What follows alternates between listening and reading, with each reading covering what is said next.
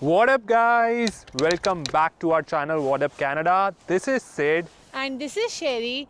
And if you are coming to our channel for the first time, let me tell you something about our channel.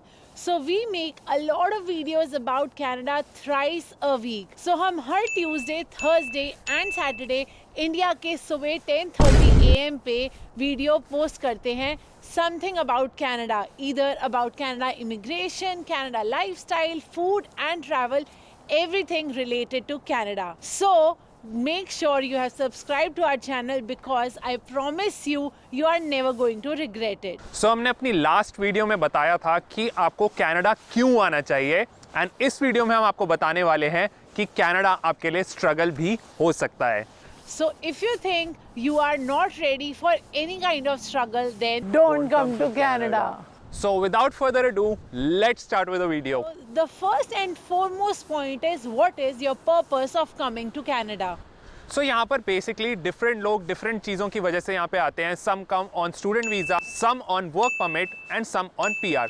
तो आपको अपना long term motive बिल्कुल clear होना चाहिए कि आप यहाँ पर क्यों आ रहे हैं. बिकॉज आप अपनी कंट्री में तो बेसिकली मैनेजर या किसी भी पोजीशन पे होंगे, बट कनाडा में आके आपको स्क्रैच से स्टार्ट करना पड़ सकता है. So if you think you are not ready to start your life from scratch, then don't come to Canada. So the second point is getting a job in Canada. Getting a job in Canada is a struggle, honestly. हम आपको कोई भी fancy dreams नहीं देना चाहते कि यहाँ पे आप आओगे, आपकी बहुत अच्छी जॉब लग जाएगी and everything will be all right.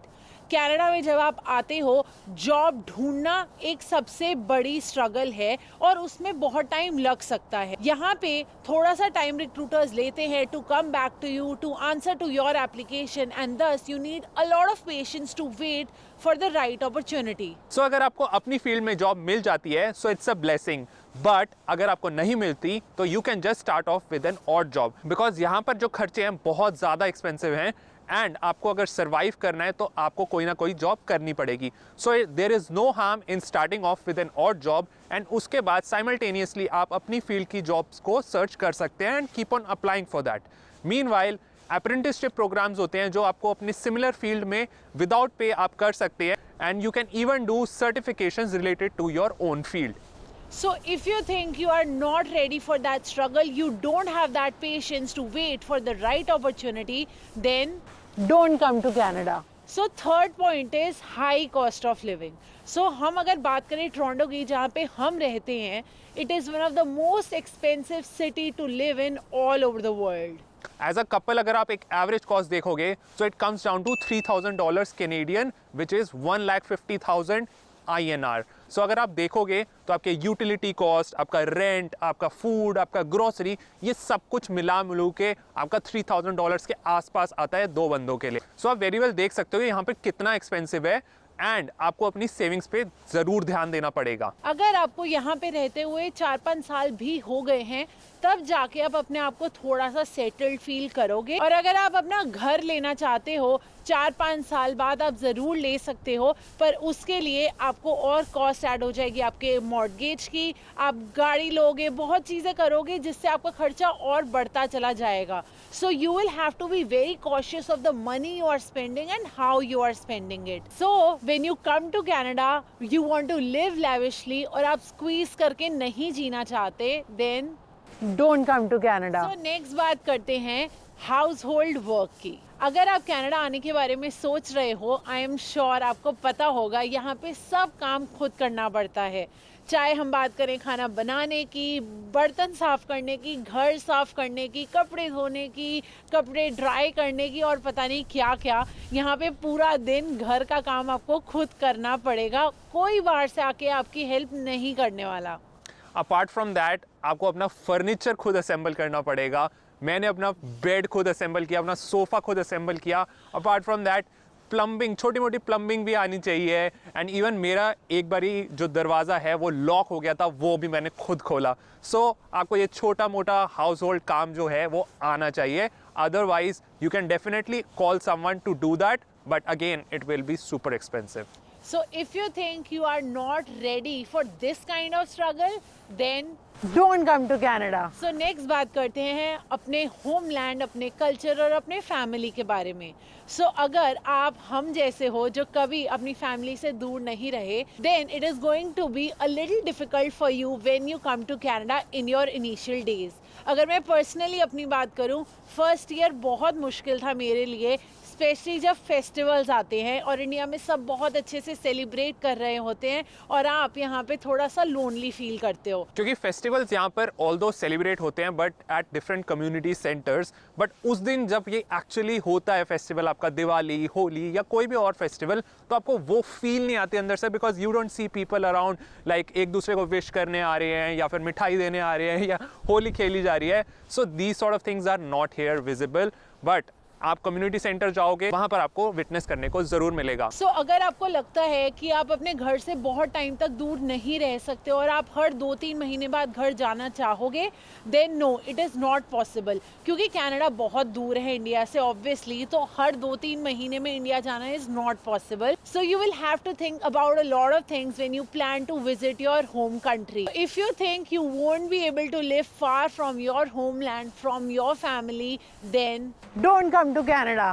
So the next point is pampered life in your home country versus reality in Canada.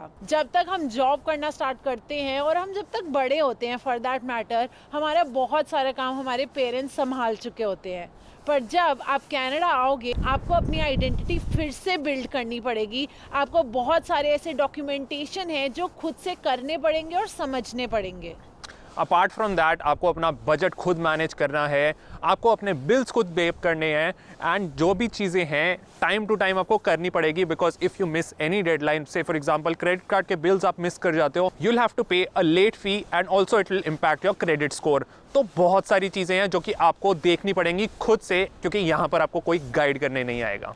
Her country का वर्किंग डिफरेंट होता है. जो चीज़ें फॉर एग्जांपल इंडिया में होती थी उसी तरह यहाँ पे वो चीज़ें वर्क नहीं करती. अगर हम बात करें इन्वेस्टमेंट्स की, तो यहाँ पे अलग टाइप ऑफ इन्वेस्टमेंट फॉर्मेट्स है जिसके बारे में हमारे को लर्न करना पड़ा जब हम कनाडा आए. And similarly goes for your filing your taxes. तो यहाँ पर टैक्स सिस्टम डिफरेंट है, बट आपको खुद लर्न करना पड़ेगा कि आपको अपने टैक्सेस कैसे फाइल करने हैं. So if you think you are part of that protected environment and you are not ready for a reality check, then Don't come to Canada. So next बात करते हैं health care system in Canada. So हमने आपको अपनी previous videos में बताया है that health care in Canada is free. So अगर आप अपने मेडिकल टेस्ट कराने जाते हो या अपने डॉक्टर के पास कंसल्टेशन के लिए जाते हो, there will be no consultation fee for that, but of course there is a other side to it as well. So अगर आपको कोई स्पेशलिस्ट के पास जाना है या फिर any surgery is involve, so you need to take appointments, and specialist and surgeries के लिए अपॉइंटमेंट्स की वेट लिस्ट लगी रहती है, बिकॉज दे कंसिडर जो कि इमरजेंसी वाले केसेस हैं उनको प्रायोरिटी दी जाए as compare to the regular cases. And because of that free health care, obviously the wait list is more. If you think you are not ready for that kind of challenge where you will have to wait for your surgery maybe for a month or so, then don't come to Canada. So next बात करते हैं public transport की.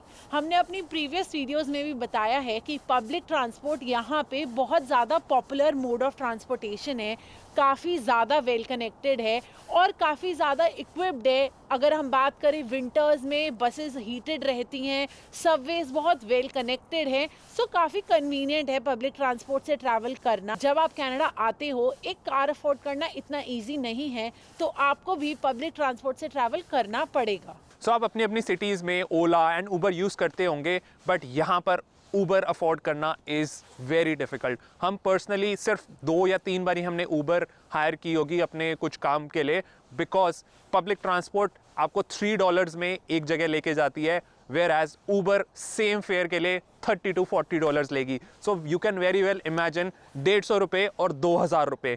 It is a vast difference there, and आप रोज रोज Uber पे पैसे नहीं खर्च कर सकते यहाँ पे. So if you think you are not ready to travel by public transport, then don't come to Canada. So next point is about your food choices.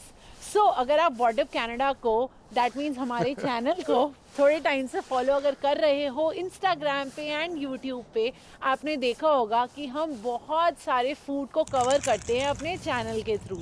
हम बहुत कोशिश करते हैं कि हम अच्छे अच्छे इंडियन जॉइंट्स को कवर कर सकें, सो दैट हमारे जैसे और फूडीज़ जो कि मिस करते हैं इंडियन फूड, उनको अच्छे अच्छे रेस्टोरेंट्स का पता चल सके और वो भी वहाँ जाके खाना इंजॉय कर सकें। ऐसा नहीं है कि इंडियन रेस्टोरेंट्स आपको यहाँ पे नहीं मिलेंगे, there are ample Indian restaurants out here. And आपको जो स्वाद, जो दिल्ली वाला स्वाद है, मैं दिल्ली का हूँ तो मुझे पता है क्या स्वाद होता है, वो आपको कम रेस्टोरेंट पे मिलेगा। Not every restaurant will have the same taste. Exactly. So अगर आप स्ट्रीट फूड के फैन हो तो आपको वो जब पानी पूरी का रोड साइड पे खड़े होके मज़ा आता था, वो यहाँ पे नहीं मिलेगा। सो अगर मैं बात करूँ वेजिटेरियंस की, तो वेजिटेरियन ऑप्शंस भी हैं यहाँ पे, बट अगर वैरायटी में कंपेयर करूँ जो मुझे इंडिया में मिलती थी, शायद मुझे उतनी नहीं मिल पाएगी। So if you think you are limited in terms of your food choices, then don't come to Canada. So last बात करते हैं कनेडियन विंटर्स की। अगर आप कनाडा के बारे में आने का सोच रहे होगे, बहुत लोगों ने आपको बोला होगा कि कनाडा में बहुत ठंड होती है। दैट इज़ ट्रू, कनाडा में बहुत ठंड होती है and for the longest time negative temperature रहता है यहाँ पे। अभी मिड मार्च हो चुका है, स्टिल हम लोगों को ये वीडियो बनाते हुए बहुत ठंड लग रही है, क्योंकि आज यहाँ पे 1 डिग्री टेम्परेचर होगा, राइट? सो बहुत ठंड होती है। मई में जाके स्प्रिंग आता है, तो आधा साल आपका विंटर्स में ही निकल जाएगा। Then there is this concept called winter depression, जहाँ पर आपके दिन छोटे हो जाते हैं। ऑब्वियसली इंडिया में भी दिन छोटे होते हैं, बट यहाँ पर कुछ ज़्यादा ही छोटे हो जाते हैं, जबकि 3 साढ़े 3 बजे आपका अंधेरा हो जाता है। सो आपका सुबह भी अगर आप निकलोगे तो भी अंधेरा, शाम को निकलोगे तो भी अंधेरा। तो for the longest time you will feel very alone and बहुत डार्क और ग्लूमी लगता है ये यहाँ पर। लोग घर से निकलना बंद कर देते हैं क्योंकि बाहर इतनी ठंड है। You won't feel like going out even for a walk, क्योंकि बहुत ठंड होगी बाहर। आपको बहुत सारी विंटर एक्टिविटीज़ हैं जिसको एंजॉय करना सीखना पड़ेगा। थिंग्स लाइक स्कीइंग के लिए चले जाओ, या बहुत सारे विंटर फेस्टिवल्स होते हैं, उनको एंजॉय करो। But if you think you don't like winters and you're not ready to survive in Canadian winter, then don't come to Canada. So we hope आपको कनाडा के बारे में और बहुत सारे इंटरेस्टिंग फैक्ट्स पता चले होंगे कि जब आप यहाँ पे आओगे आपकी लाइफ कैसी हो सकती है। वी आर नॉट सेइंग कि कनाडा आना बहुत टफ है and you should not come to Canada, but if you want to come to Canada then be prepared for all those things, and if you think you're not ready for it yet, then we would say don't come to Canada. So we hope आपको Canada के बारे में और बहुत सारी चीज़ें पता चली होंगी कि जब आप यहाँ पे आओगे कैसे टाइप की स्ट्रगल्स आपको फेस करनी पड़ेंगी। हमने अपनी पिछली वीडियो में बताया कि क्या प्रोज हैं कनाडा आने के, और हमने आपको इस वीडियो में बताया कि क्या थोड़ी सी स्ट्रगल्स हैं जो कि कनाडा में फेस करनी पड़ेंगी। So now decision is up to you, how do you plan your Canada immigration and how ready are you to come to Canada. So अगर आपको ये वीडियो अच्छी लगी हो, सो प्लीज़ लाइक करना, प्लीज़ कमेंट एक ज़रूर डालना कि आपको क्या लगता है हमारे को और कौन से टॉपिक्स आप सबके साथ शेयर करने चाहिए। और अगर आपने अभी तक हमारे चैनल को सब्सक्राइब नहीं किया है, सो प्लीज़ सब्सक्राइब कर देना। We are working really hard on this channel and we want to help as much as we can. और अगर आप वो लाइक करते हो, सब्सक्राइब करते हो, तो यूट्यूब और लोगों को ये वीडियो रिकमेंड करेगा and that is going to help you to grow this channel along with us. So you know it now what you guys have to do. So until next time, Take care of yourself your family, and stay connected. Bye.